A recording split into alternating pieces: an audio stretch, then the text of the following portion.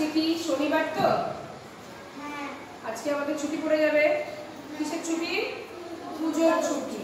তার আসন্ন শারদীয়া উপলক্ষে তোমাদের প্রত্যেককে শুভেচ্ছা জানাচ্ছি। প্রত্যেকে তোমাদের ভালো কাটুক, আনন্দে কাটুক, এটা চাই। তোমরাও ভালোভাবে থাকবে, কোনো অসুবিধা যাতে না হয় সেটা দেখবে। আর আজকে আনন্দ পরিসরে আমাদের